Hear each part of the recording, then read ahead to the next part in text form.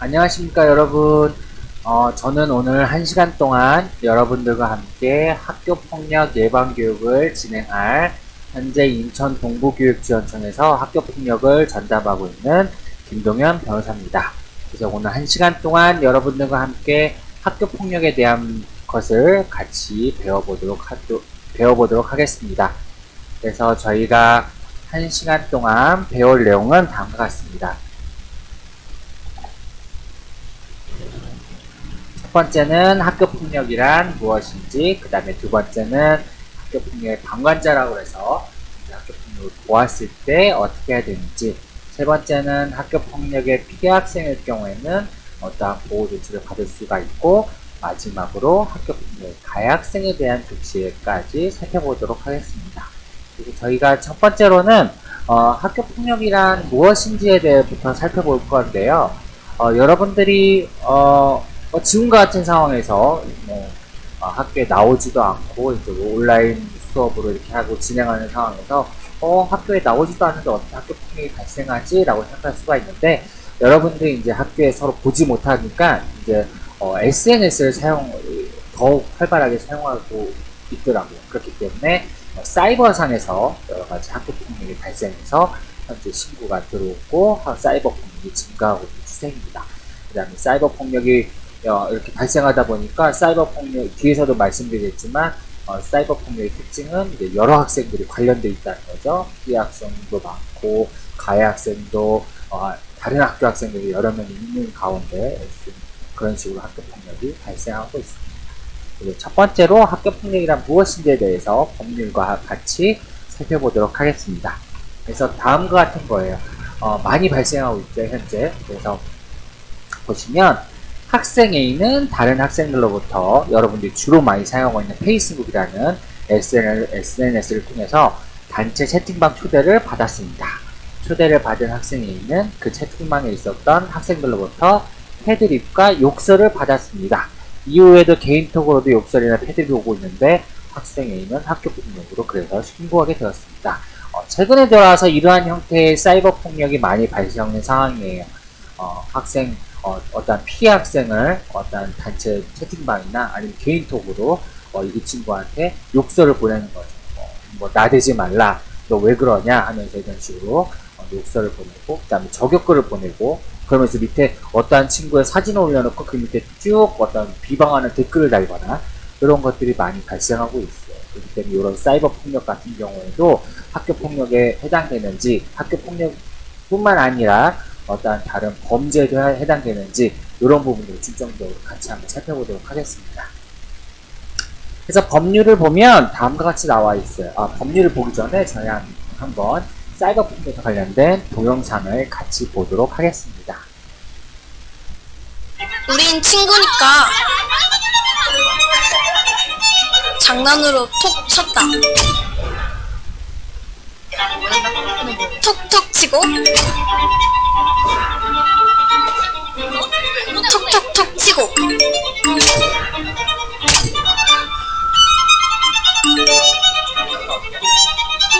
우린 톡 쳤을 뿐인데?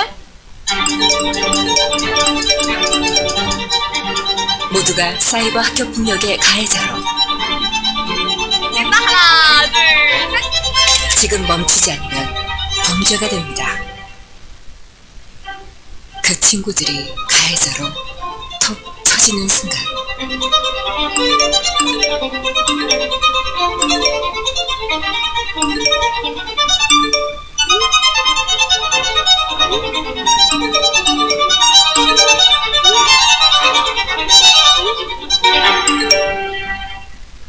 가해자는 피해자로 바뀌고 또 다른 가해자가 생겨납니다.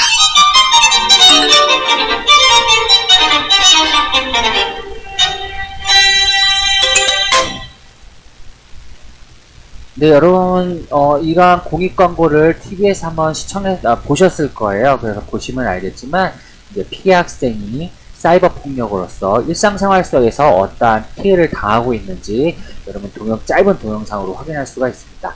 그래서 동영상에서 보는 것 같이, 이런 공익 광고에서 보는 것 같이 이제 사이버 폭력이 발생하면 피해 학생의 피해가 커요. 이게 단순히 사이버상은 어떤 오픈된 공간이기 때문에 나만 볼 수가 있는 게 아니라 다른 친구들 보고 그 외에 다른 친구들 볼 수가 있고, 그 다음에 서로 이제 면대면이 아니라 서로 얼굴을 보고 얘기하는 것이 아니라서 쉽게 악플을 단다거나 어떤 비방 댓글을 단다거나 아니면 욕설을 날린다거나 이런 식으로 더 쉽게 할 수가 있고, 그 다음에 일상생활 속에서 내가 뭐 밥을 먹거나 학교가 끝나고 저녁밥을 먹거나 아니면 그 이후에 방과후 시간, 그 다음에 잠들 시간에 또 뭐 시간 제약 없이 이 친구 피해 학생을 괴롭힐 수가 있는 거죠. 그만큼 사이버 폭력 같은 경우는 피해가 더 큰 경향이 있습니다. 그래서 일단 법률을 같이 한번 살펴보면 법률에는 다음과 같이 나와 있어요. 학교폭력 예방 및 대처에 관한 법률에 보시면 학교폭력이란 하고 다음과 같이 정의되어 있습니다. 중요한 내용이기 때문에 제가 한번 읽어보도록 하겠습니다. 학교폭력이란 학교 내외에서 학생을 대상으로 발생한 상해, 폭행, 감금, 협박, 약치, 모욕, 그다음에 공갈, 강요, 강제적인 심부름 및 성폭력, 따돌림, 사이버 따돌림, 정보통신망을 이용한 음란 폭력 정보 등에 의해서 상대방이 신체, 정신 또는 재산상의 피해를 받는 행위를 말한다라고 나와 있습니다. 그래서 비록 문장은 길지만 그다음에 이거 하나하나 살펴보면 여러분들도 충분히 이해할 수가 있어요. 그래서 살펴보면 학교폭력이란 일단은 학교폭력이 발생할 수 있는 장소를 법률에서는 학교 내외로 보고 있습니다. 이 말은 즉슨 여러분들이 학교폭력에 대해서 오해할 수 있는 게 학교폭력은 학교 안에서만 일어나는 게 학교폭력이 아닌가 라고 생각할 수가 있는데 그렇지가 않아요. 학교폭력은 학교 내외라고 적혀있기 때문에 법률에서는 학교 안에서 일어나는 것도 학교폭력이고 학교 밖에서 일어나는 것도 학교폭력에 해당될 수가 있습니다. 그래서 학교 밖이라 한다면 학교 교문을 나서면 다 학교 밖이 될 수가 있기 때문에 뭐 PC방, 놀이터, 그다음에 공원, 그다음에 옥상 이런 것들이 다 학교폭력이 발생할 수 있는 장소가 될 수가 있고 그 다음에 사이버상도 마찬가지로 학교폭력이 발생하는 장소로 볼 수가 있는 거죠.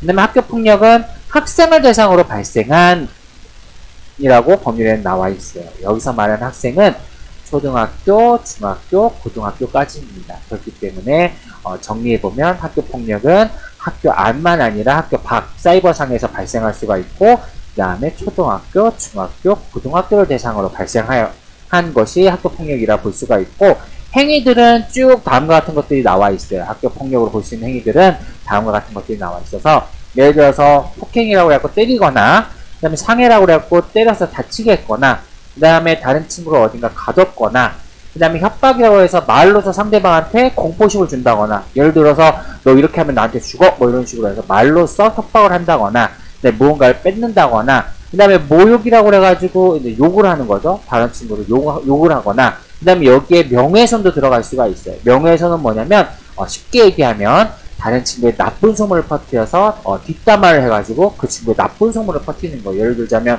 그 친구 어떻게 해갖고 이렇게 행실이 나빠 이 친구 그래갖고 이런 애야 이런 식으로 나쁜 소문을 퍼뜨리는 경우 이런 경우에 명예훼손도 해당될 수가 있고 학교폭력에 해당될 수가 있겠죠. 그 다음에 공갈도 있어요. 공갈이란 무엇이냐면은 공포심을 줘서 갈취했다는 거예요. 갈취했다는 건 무언가를 뺏었다는 거죠. 뺏었다는 건 주로 이제 돈이 될 수가 있는데 돈 말고도 다른 물건들 뺏는 경우 모두 갈취에 해당될 수가 있어요. 그래서 공포심을 줘서 상대방이 어떤 물건을 뺏었거나 예를 들자면 이런 경우가 되겠죠. 뭐 너 나한테 돈 안 주면 죽어 뭐 이런 식으로 공포심을 줘가지고 친구가 돈을 뺏는다거나 이런 것들이 공갈이 될 수가 있겠고 그 다음에 강요 같은 것도 학교폭력이 될 수가 있어요. 그 친구한테 어떤 위력이나 어떤 협박이나 폭력을 통해서 하지 말아야 될 일을 시킨다거나 이렇게 강요한다는 거. 네, 강제적인 심부름, 빵 셔틀, 데이터 셔틀 이런 거, 강제적인 심부름 및 성폭력, 그 다음에 따돌림, 왕따, 그 다음에 사이버상에서 발생하는 따돌림, 왕따, 그 다음에 정보통신망을 이용한 음란 폭력 정보 등에 의해서 다른 사람이 신체, 정신 또는 재산상의 피해를 받는 행위 때 학교폭력을 볼 수가 있는 거죠. 제가 여기 빨간 걸로 표시해가지고 나왔듯이 정보통신망을 이용한 음란 폭력 정보라고 해가지고 이거는 사이버상에서 발생하는 사이버폭력에 해당될 수가 있겠죠. 그래서 학교폭력은 법률에서 다음과 같이 우리가 배운 바와 같이 정의하고 있다라는 거예요. 그래서 하나하나 리마인드에서 여러분들이 잘 이해했는지 살펴보도록 하겠습니다. 학원이나 사이버상에서 일어나는 일도 학교폭력인가요? 즉 학교 밖에서 일어나는 일도 학교폭력인가요? 여기에 대해서 저희가 방금 법률을 배웠듯이 대답은 어떻게 되겠죠? 학교 폭력이 발생한 장소는 법률에서 어디라고 보았죠? 학교 내외라고 보았죠. 그래서 학교 안에서 일어나는 일도 학교 폭력이고 학교 밖에서 일어나는 일도 학교 폭력으로 볼 수가 있습니다. 그래서 단순히 학교 폭력은 단순히 학교 안에서 일어나는 것만 학교 폭력으로 보지 않고 학원, 공원, 놀이터, 친구집, 사이버상에서 일어나는 일도 학교 폭력으로 볼 수가 있습니다. 다음은 이제 학생 A가 학생 B에게 실제 생활을 하거나 직접 그 친구한테 어떤 패드립이나 욕설을 한 거, 혹은 언어 폭력을 한 것과 마찬가지로 이제 사이버상에서 다른 친구한테 패드립이나 욕설, 문자를 보낸 경우, SNS 개인톡이나 단체 톡방에서 어떤 친구를 지정해서 그 친구의 저격글을 올린 경우, 이런 경우에도 학교 폭력에 해당되나요? 라고 할 수가 있어요.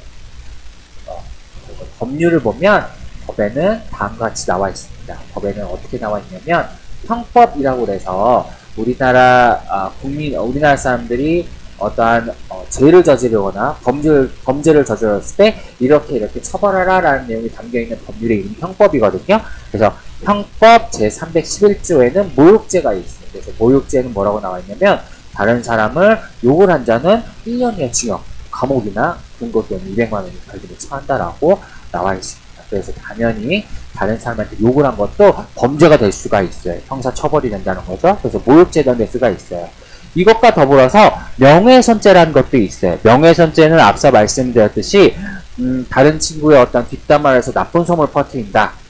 어떤 저격글을 올려가지고 SNS나 이제 다른 사람 모든 사람이 볼 수 있는 곳에서 그 친구를 비방해서 나쁜 소문을 퍼뜨리는 거나 이런 경우에는 명예훼손에 해당되고 사이버 폭력에 해당될 수가 있겠죠. 그 다음에 그래서 역시나 아까 맨 처음에 말씀드렸듯이 사이버상에서 욕을 하는 경우 모욕죄에 해당돼서 이런 경우 당연히 학교 폭력에 해당됩니다. 사이버상에서 다른 친구에 저격글 올리거나 아니면 욕을 하거나 패드립을 하거나 이런 경우 당연히 학교 폭력에 해당될 수가 있겠죠. 다음은 다음과 같은 경우 이것도 좀 학교 폭력으로서 많이 발생되고 신고가 되는 경우인데, 다른 친구에게 다른 친구가 원하지 않는데 그 친구한테 야한 사진이나 혹은 야한 동영상을 보내면서 성희롱을 한 경우, 이런 경우에도 과연 학교폭력으로 해당될 수가 있는가라는 거예요. 당연히 학교폭력에 해당될 수가 있겠죠. 이거는 역시나 범죄에 해당될 수가 있어요. 그래서 보시면 성폭력 범죄 처벌 등하는 특례법을 보면 통신매체를 이용한 음란행위라고 그래가지고 어떻게 적혀져 있냐면 다른 사람의 성적 수치심이나 혐오감을 일으키는 말이나 음향, 글, 그림, 영상 또는 물건을 상대방에게 도달하는 사람은 역시나 2년 이하의 징역, 감옥에 갈 수가 있고 2천만 원 이하의 벌금에 처한다라는 내용입니다. 그래서 범죄에 해당됩니다. 그래서 범죄에 해당되는 것과 동시에 마찬가지로 학교폭력에 해당되겠죠. 그래서 성범죄에 해당돼서 학교폭력에 당연히 해당됩니다. 그 다음에 최근에 이제 스마트폰이 발달하고 이제 카메라 기능이 발달하면서 학생이가 다른 학생 B의 은밀한 신체 부위를 찍어요. 그리고 신체 부위를 찍기도 하거니와 이거를 다른 친구들과 공유를 하기 시작하는 거예요. 이럴 경우에는 어떤 범죄에 해당되느냐? 그것도 당연히 범죄에 해당됩니다. 마찬가지로 성폭력 범죄 처벌 등하는 특례법을 보면 카메라 등을 이용한 촬영이라고 나와요. 그래서 보면 다른 사람의 신체를 촬영한 대상자의 의사에 반하여 역시나 촬영한 자는 7년 이하의 징역 또는 5천만 원의 벌금에 처한다라고 나와 있어요. 그래서 다른 사람의 신체를 찍는데 보시면 사람의 성적 욕망 또는 성적 수치심을 유발할 수 있는 은밀한 다른 사람의 신체 부위를 그 사람의 의사에 반해서 그 사람이 찍기 싫어하는에도 불구하고 이걸 촬영한 자는 마찬가지로 여기는 7년 이하의 감옥에 갈 수 있다고 나왔죠. 그만큼 처벌을 더 강하게 합니다. 마찬가지로 범죄에 해당되고 마찬가지로 학교폭력에 해당될 수가 있어요. 그래서 지금까지 이제 학교에서 많이 발생할 수 있는 사이버 폭력으로서 어떤 사이버상에서 다른 친구에 욕을 한다거나 아니면 다른 친구에 나쁜 소문을 퍼뜨린다거나 그 다음에 다른 친구한테 어떤 성적 수치심을 유발할 수 있는 다른 친구한테 어떤 야한 동영상이나 야한 사진을 보낸다거나 그 다음에 스마트폰을 다른 친구의 은밀한 부위를 찍는다거나 이런 경우에는 다 범죄에 해당되고 더불어서 학교폭력에 해당될 수가 있는 것이죠. 그래서 이것과 관련된 동영상을 같이 한번 보고 살펴보도록 하겠습니다. 본인의 사진이 악의적으로 합성돼 인터넷에 퍼진 공급 결과 악성 소문까지 생기는 사이버 성폭력에 시달리는 청소년들이 있습니다. 은밀하고 교묘하게 벌어지는데 어디에 말도 못하고 혼자서 고통받는 경우가 많습니다. 세브스 뉴스에서 이 문제를 집중적으로 보도하겠습니다. 연구생 막 이런 거 쳐도 시청밖에 안 되거든요. 나도 있나 이렇게 무서워서 공부하다가 아는 동생 뭐 아는 언니 다 거기서 사진 보고 그래. 내 사진이 어딘가에서 공유되고 나에 대한 이상한 소문이 있다면? 최근 심각한 문제로 대두되는 학교 성폭력이 있습니다. 바로 청소년들의 사이버 성폭력. 페이스북 메시지를 통해서 막 걔가 그랬다 막 이런 식으로 걔가 그런 소문이 들어가 막 너가 뭐 누구랑 잤다 막 이런 거를 당사자는 모르게 해요. 여자 사진을 이런 식으로 찍어서 제의를 하고 있고 서로 관계를 하고 서로 분열하고 말하자 사진 도용은 기본이고 심지어 악의적으로 제 가족에 퍼뜨리기도 합니다. 김은혁도 그런 사진들이 합성이 돼서 아니 그냥 몸에다가 그냥 눈동자에 하더라고요. 눈동자를 위로 올려서 정말 신기했어요. 처음에 SNS에는 여고생과 같은 태그만 검색해도 외설적인 글과 함께 사진들이 올라옵니다. 더욱 문제인 건 이렇게 생산된 콘텐츠들이 별다른 제재 없이 공유된다는 점입니다. 특히 말해서 야한 거 태그 당한 적 있어요. 직업으로 이런 사이버 성폭력의 경우 피해 청소년들이 도움을 요청하기 더 힘듭니다. 장난이라고 치부되기 쉽기 때문입니다. 그런 일을 당했다라고 말을 하려고 하면 이렇게 예민하게 받아들이냐 잘한가지고 그런 이러면 사람도 많아요. 주변에는 되게 많아서 제가 다 자기가 쪽팔려서 그렇게 하니까 못 보고 자기를 혼자서 울고 그러고 있거든요. 중학교 2학년 때 같은 반 동급생에게 성폭행을 당한 뒤 학교를 그만둔 A양. 그가 학교를 그만둔 진짜 이유는 성폭행 피해보다 그 이후 벌어진 2차 가해 때문이었다고 말합니다. 페이스북에나 그것도 모르는 친구들이 친구들 추천이 나서 걸레가 나갔으면 진작에 반성했겠다. 구절 같은 게 와 있고 그런 것들이 그 전에 있었던 그 일보다 더 힘들었어요. 사이버 성폭력은 그 특성상 확산 속도가 빠르고 삭제가 어렵기 때문에 피해자의 고통이 심각합니다. 하지만 제대로 된 피해 구제를 받기란 쉽지 않습니다. 저 차라리 이렇게 될 줄 알았으면 아무한테 말리지 않았으면 이렇게 될 줄 알았다면 더 이상 학교 성폭력 피해 청소년들이 홀로 고통받지 않도록 함께해주세요. 수익금은 학교 성폭력 피해 청소년의 심리치료, 네, 여러분. 법률 지원, 생활 지원에 쓰입니다.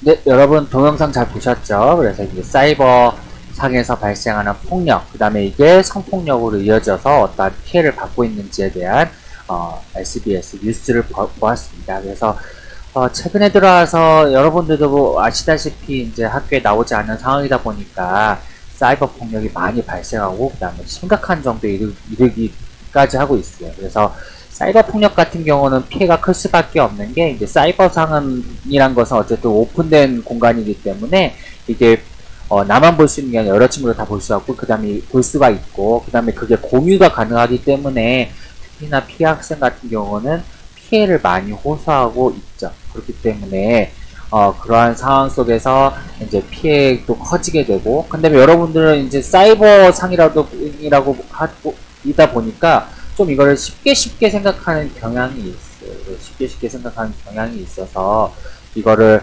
그냥 나는 댓글 하나 딱 올린다거나 아니면 그냥 친구한테 그냥 뜻하니 욕설을 한다거나 이렇게 쉽게 발생하는 경우가 있어서 그럼 이 친구가 그럼으로 인해서 피해를 받는 친구가 이제 일상생활을 하는 데 있어서 여러 가지 피해를 호소하고 피해를 받게 되는 거죠.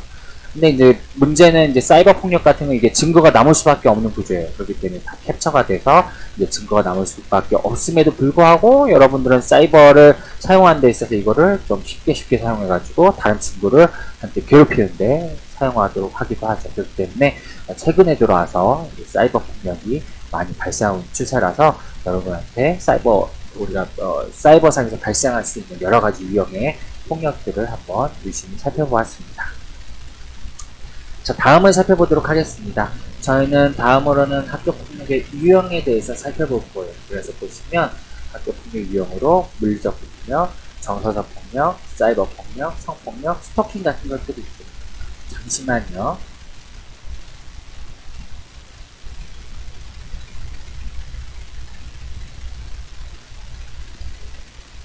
다시 시작하도록 하겠습니다. 그래서 학교폭력의 유형을 보면 물리적 폭력, 정서적 폭력, 사이버 폭력, 성폭력, 스토킹 이런 것들이 있습니다. 여러분들이 하나하나 살펴보면 이해가 가실 거예요. 물리적 폭력은 뭐 금품과일치, 신체 폭력 이런 것들이 있고, 정서적 폭력은 집단 따돌림, 강제적인 심부름. 네, 사이버 폭력은 인터넷과 휴대폰 등 사이버상에서 발생하는 거, 그다음에 성폭력, 스토킹 이런 것들이 있습니다. 네, 다음을 보면 저희는 이제 정서적 폭력 중에서 왕따, 따돌림에 대해서 살펴볼 거예요. 예를 들자면 4명의 친구가 잘 지내다가 갑자기 3명의 친구가 1명을 따돌리기 시작했습니다. 특별히 괴롭히는 것은 아닌데 투명인간 취급을 하면서 제 이야기에는 전혀 무반응입니다. 어떻게 해야 될까요? 라는 거예요. 과연 이러한 상황도 왕따에 해당되는가? 따돌림에 해당되는가? 법률을 보면 법률에는 다음과 같이 나와 있어요. 법률에는 따돌림이란 마찬가지로 장소는 학교 내외에서 그 다음에 2명 이상의 학생이 이 말은 뭐냐면 이제 따돌림은 2명 이상이어야 돼요. 예를 들자면 나 혼자 따돌린 건 의미가 없어요. 난 제가 너무 싫어가지고 쟤를 오늘부터 따돌려가지고 쟤를 투명인간 취급할 거야. 제가 묻는 말도 대답 안 해주고 쟤를 무시할 거야. 이렇게 혼자 하는 행위는 따돌림에 해당되지가 않아요. 따돌림은 법률에서는 2명 이상의 학생들이 되어야 된다. 그 다음에 따돌림은 2명 이상 학생이 학생을 대상으로 그 다음에 지속적이거나 반복적이어야 돼요. 이 말은 뭐냐면 단순히 같이 한번 안 놀았다. 이것만으로 따돌림에 해당되지가 않아요. 그 다음에 어떠한 따돌린다는 행위가 고의적으로 지속돼야 돼요. 그래서 놀아주지 않는다. 뭐 이런 것들 좀 자세하게 살펴봐야 되겠지만 뭐 서로 성격이 안 맞거나 뭐 그래서 서로 같이 안 노는 것 가지고는 따돌림 보기는 어렵고 이 친구를 고의적으로 따돌리는 행위, 어떤 행위가 있어야 된다는 거죠. 그래서 따돌림은 2명 이상의 학생이 지속적이나 반복적으로 어떤 고의를 가지고 상대방한테 어떤 신체적 또는 심리적 공격을 해서 상대방이 고통을 느끼도록 하는 행위를 말한다라고 법률에서 보고 있습니다. 그렇기 때문에 저희가 본 것처럼 질문에서도 본 것처럼 이제 지금 3명의 학생이 2명 이상이죠. 어떠한 친구를 투명인간 취급하는 고의로 그 친구를 투명인간 취급하는 행위로 해서 그 친구를 따돌려서 상대방의 심리적인 고통을 받고 있기 때문에 당연히 그러한 경우에도 학교폭력으로서 따돌림에 해당될 수가 있겠죠. 다음은 서로 싸운 경우에 대해 살펴볼 거예요. 이 부분은 여러분들이 많이 질문하는 게 뭐냐면 예를 들자면 서로 싸우게 됐는데 저 친구가 더 많이 때렸어요. 그래서 제가 더 피해를 많이 봤어요. 저 친구가 더 많이 때렸으니까 저 친구만 잘못해가지고 저 친구만 학교폭력 가해학생 아닌가요? 라고 이제 질문이 많은데 그렇지 않아요. 서로 싸운 경우에는 둘 다 학교폭력의 가해학생이 되는 거예요. 그래서 둘 다 학교폭력의 가해학생이 될 수가 있고 근데 물론 많이 때린 친구는 이제 조치가 더 강하게 되거나 적게 때리는 건 조치가 좀 약하게 될 수도 있고 그런 차이는 있을 수 있어도 일단은 서로 싸운 경우에는 둘 다 학교폭력의 가해학생이 됩니다. 예를 들자면 내가 다른 친구한테 막 욕을 해가지고 다른 친구가 열받아가지고 그 친구가 나 막 때렸어요. 그럼 때린 친구만 잘못한 게 아니라 나도 다른 친구한테 욕을 했으니까 나도 언어폭력을 한 거기 때문에 거기에 대한 학교폭력의 가해학생이 되는 거죠. 그래서 서로 싸운 경우에는 둘 다 학교폭력의 가해학생이 된다라는 거예요. 근데 요거는 상황을 좀 봐야 돼요. 만약 예를 들어서 덩치 큰 친구가 덩치 약한 친구를 일방적으로 막 때리고 있는데 덩치 약한 친구가 방어 목적으로 이 친구를 밀었는데 이 친구가 넘어져서 다쳤다. 그럼 밀고 다쳤으니까 이것도 맞기만 한 친구도 학교폭력의 가해학생 아닌가라고 할 수 있는데 이럴 경우에는 정당방위에는 해당될 수가 있어요. 그렇기 때문에 일방적으로 때린 친구가 학교폭력의 가해학생이고 자기는 자기 몸을 방어하기 위해서 하는 행위는 정당방위에 해당돼서 학교폭력의 피학생이 될 수가 있죠. 근데 그거는 자기가 방어 목적을 했는지 아니면 둘 다 말 그대로 치고받고 싸운 건지 이거는 상황을 좀 봐야 되겠죠. 그래서 서로 싸운 경우는 일단은 기본적으로 둘 다 학교폭력의 가해학생이 된다라는 것입니다. 네.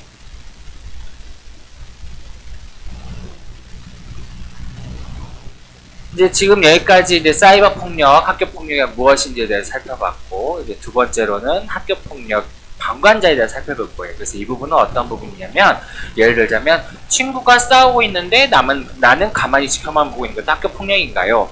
그 다음에 학교 폭력을 하는 학생 옆에서 보고 있거나 알고도 신고하지 않고 모른 척 학생은 처벌을 받나요? 라는 거예요.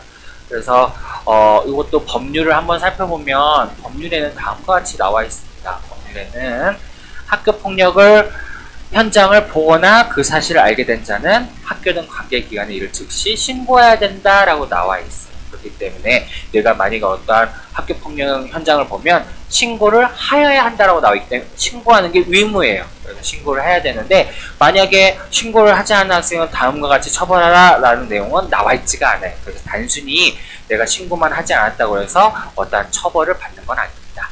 하지만 이것도 경우에 따라 달라질 수가 있는 게 예를 들어서 한 친구가 다른 친구를 괴롭히는데 옆에 있는 친구한테 너 가서 망 좀 봐봐 이런 식으로 해서 그 친구가 알았어 그래가지고 망을 보고 있었어요. 망을 보는 사이에 친구가 다른 친구를 막 괴롭히고 때리기 시작한 거죠. 그렇다면 망을 본 친구도 역시 학교폭력 가해 학생이 될 수가 있죠. 왜냐하면 학교폭력에 다른 친구가 다른 친구를 괴롭히는데 이 친구가 도와준 거기 때문에 이 친구가 다른 친구를 괴롭히는데 직접 때린 건 아니더라도 도와준 거기 때문에 이 친구도 역시 망을 본 친구도 역시 학교폭력의 가해 학생이 될 수가 있습니다. 그래서 법률에는 다음과 같은 법률이 있어요. 마찬가지로 형법 제32조에는 다른 사람이 범죄를 저지를 때 이를 옆에서 도와준 자는 역시 처벌한다라는 내용이에요. 그렇기 때문에 단순히 신고만 안 한 것인지 아니면 다른 친구가 다른 친구를 괴롭히는데 도와준 건지 그래서 경우에 따라서 학교폭력의 가해 학생이 될 수가 있는 것이죠. 네, 세 번째로는 그렇다면 저는 학교폭력의 피해 학생이에요. 어떠한 보호 조치를 받을 수 있을까요? 라고 질문을 했을 때 학교폭력의 피해 학생에 대해서는 다음과 같은 보호 조치를 해줄 수가 있습니다. 학교폭력의 피해 학생은 만약에 학교폭력의 어떤 피해로 인해서 심리적인 불안이 있을 경우 심리상담을 받게 해줄 수가 있고 학내 전문가한테 어떤 심리상담을 받게 해줄 수가 있고 일시보호라고 그래가지고 이제 피해 학생이 가해 학생을 좀 떨어뜨려 주세요 그러면은 일시적으로 가해 학생을 떨어뜨려 줄 수가 있습니다. 네, 세 번째는 만약에 피해 학생이 어떤 치료가 필요한 상황이면 치료를 받게 해줄 수가 있고 그 다음에 피해 학생과 가해 학생이 같은 반인데 피해 학생이 저 가해 학생과 같은 반에 있기 싫어요. 반을 바꿔주세요 한다면 반을 바꿔줄 수가 있습니다. 이런 식으로 해서 피해 학생에 대한 보호 조치를 해줄 수가 있습니다. 그렇다면 마지막으로 저희는 만약에 가해 학생인 경우에는 어떠한 조치를 해줄 수 있는가라는 거예요. 그래서 학교폭력 가해 학생에 대해서는 다음과 같은 조치를 해줄 수가 있어요. 학교폭력 대책심의위원회가 열리고 이 심의위원회에서 어떤 학교폭력 가해 학생에 대해서 조치를 해줄 수가 있습니다. 이것과 더불어서 만약 학교폭력으로 이제 경찰에 신고가 된 경우에는 재판을 통해서 형사처벌 또는 보호처벌을 받게 될 수가 있습니다. 그다음에 이것과 또 더불어서 이제 피해 학생이 어떤 피해를 받은 경우에는 가해 학생의 부모님이 손해배상을 해줘야 됩니다. 그래서 첫 번째로 학교폭력 대책심의위원회에서는 총 9가지 조치 중에 하나를 선택해서 조치를 취해줄 수가 있어요. 가해 학생에 대해서. 첫 번째로는 사과문을 써서 피해 학생한테 전달해 줄 수가 있고 그 다음에 두 번째는 가해 학생이 피해 학생한테 더 이상 접근한 것을 금지할 수가 있고 그 다음에 세 번째는 학교 안에서 봉사활동을 하게 할 수가 있고 네 번째로는 학교 밖에서 봉사활동을 할 수가 있고 그 다음에 여섯 번째로 는 출석 정지라고 해서 당분간 학교를 못 나오게 할 수가 있고 일곱 번째는 가해 학생의 반을 바꿔줄 수가 있어요. 가해 학생과 피해 학생이 같은 반이면 가해 학생을 다른 반으로 보낼 수가 있고 그 다음에 여덟 번째는 전학 조치가 있어서 아예 가해 학생을 다른 학교로 보내는 거죠. 그 다음에 아홉 번째는 퇴학 조치가 있어요. 퇴학 조치가 있는데 우리나라 법률상 초등학교와 중학교는 꼭 교육을 받아야 된다라는 의무교육 제도라고 해서 법률로 정해놨기 때문에 중학교까지는 학교폭력으로 퇴학조치를 해줄 수가 없어요. 하지만 고등학교 올라가서는 학교폭력 퇴학조치까지 할 수가 있습니다. 그래서 말씀드린 것처럼 9가지 조치 중에 하나를 선택해서 가해 학생에 대해 조치를 해줄 수가 있습니다. 요것과 더불어서 만약에 이제 학교폭력으로 경찰에 신고가 됐다. 이럴 경우에는 재판을 통해 가지고 이 친구가 조치를 받게 되는데요. 예를 들어서 만으로 14살 이상의 학생이다. 우리나라 치면 중학교 2학년 정도가 되는데 만으로 14살 이상의 학생이 어떠한 학교폭력으로 경찰에 신고가 됐다. 근데 이 학교폭력이 너무 심각하다. 이럴 경우에는 형사처벌이 가능합니다. 형사처벌은 뭐냐면 징역형 벌금형이라고 해서 감옥에 갈 수 있는 게 형사처벌이에요. 그래서 학교폭력이 심각한 경우에는 감옥에도 갈 수가 있어요. 만으로 14살 이상의 학생인 경우에는. 하지만 만약에 그 정도는 아니에요. 이제 학교폭력이 심한 경우는 아니지만 이 친구가 어떤 재판을 받아가지고 소년원에 갈 수가 있어요. 보호처분으로 통해서 소년원에 갈 수가 있습니다. 소년원에 대해서 잠깐 설명해 드리자면 일종의 학교예요. 특별교육을 하는 특수학교인데 여러분이 지금 다니는 학교처럼 왔다 갔다 등교하는 학교가 아니라 일정한 기숙사학교에서 다 모아놓고 그 중에 그곳에서 교육을 받는 것이 소년원이라는 곳입니다. 그래서 만으로 14살 이상이면 형사처벌도 가능하고 보호처분도 가능하다. 하지만 만으로 10살 이상 14살 미만의 친구가 학교폭력으로 경찰에 신고가 됐다. 이럴 경우에는 나이에 의해서 형사처벌은 불가능해요. 이 말은 뭐냐면 감옥에는 갈 수가 없어요. 하지만 보호처분은 가능합니다. 이 친구들은 소년원에 갈 수가 있어요. 그래서 나이에 따라서 처벌이 달라진다. 이것과 더불어서 앞서 말씀드렸듯이 가해 학생 또는 부모님은 피해 학생에게 치료비 와 그 외 피해에 대한 손해배상을 할 수가 있죠. 그래서 저희가 마지막으로 볼 영상은 보호처분이 어떻게 이루어지는가라는 보호처분 재판이 어떻게 이루어지는가라는 것이에요. 그래서 한번 보도록 하겠습니다. 재판 관계자나 보호자 외에는 누구도 들어올 수 없는 소년 법정. 가출소년 준현이는 어머니와 함께 법정에 섰습니다. 부모님 작년 10월, 11월 이때 오토바이 훔치고 그다음 편의점에서 물건 훔치고 자동차도 가져가고 남의 집에도 들어가고 자동차 털이도 하고 여러 가지 비행을 많이 했는데 어떻게 이렇게 짧은 시간 집중적으로 비행을 하게 됐어?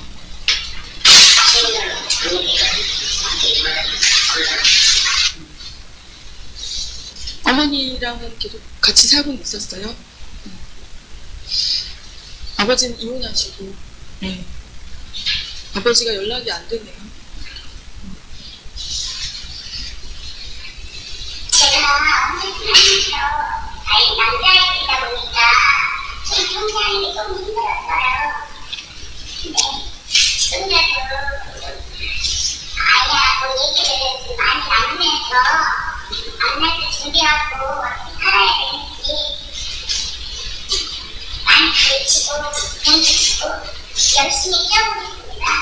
한 번만 알려주시면 감사하겠습니다. 어머니 일어나셔서 옆에 서 보시겠어요? 걱정 끼쳐드려서 죄송합니다. 다시는 잘못 저지르지 않겠습니다.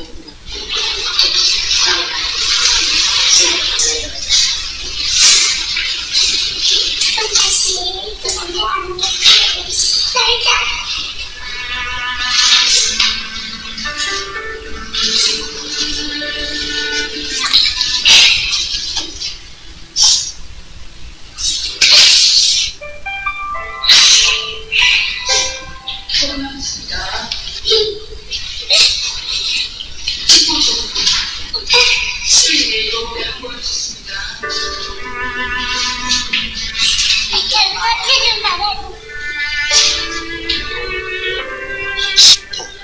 즉 소년원 2년 송치 처분.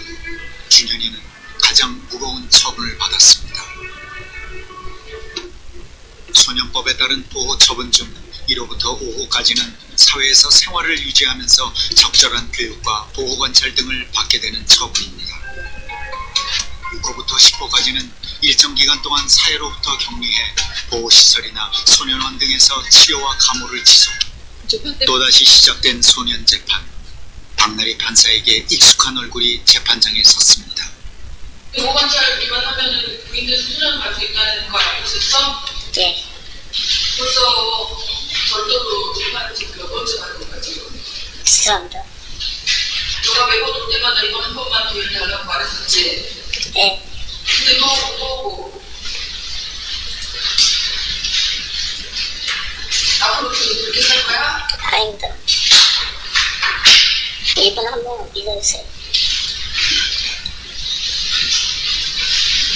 그리고 믿고 소방관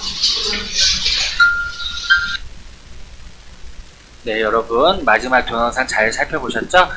지금과 같이 이제 보호처분 재판이라고 해서 판사님이 여러 가지 범죄나 어떤 전후 사정을 살펴보고 다음과 같이 보호처분을 내려준 재판 과정을 살펴보았습니다. 그래서 마지막까지 이제 가해 학생에 대한 처분까지 해서 오늘 제가 준비한 내용은 여기까지입니다. 그래서 원래대로라면 이제 여러분들이 학교에 나오는 상황이라면 제가 강의가 끝나고 여러분들에게 얼굴을 마주보면서 질문도 받고 해야 되는데 현재 지금과 같은 상황에서 이런 식으로 이제 강의가 진행될 수밖에 없는 점 양해 부탁드리고요. 앞서 말씀드렸듯이 현재 학교에 나올 수 없는 상황이다 보니까 친구들 사이에 이제 사이버상에서 발생하는 여러 가지 폭력들이 많이 발생하고 있어요. 그래서 저도 앞서 그 부분에 대해서 좀 강조를 한 부분이 있고요. 사이버 SNS 이런 것들을 잘 이용하면 여러분한테 유익하게 할 수가 있는데 이러한 부분들을 다른 친구를 괴롭히는 데 이용한다거나 이렇게 된다면 그것이 바로 범죄라든가 혹은 학교폭력으로 이어질 수가 있겠죠. 그래서 앞으로 학교 내에서만 아니라 학교 밖에서 그 다음에 사이버상에서도 학교 폭력 없는 즐거운 학교 생활이 될 수 있었으면 좋겠습니다. 자, 1시간 동안 강의 들어주셔서 너무 감사합니다. 감사합니다.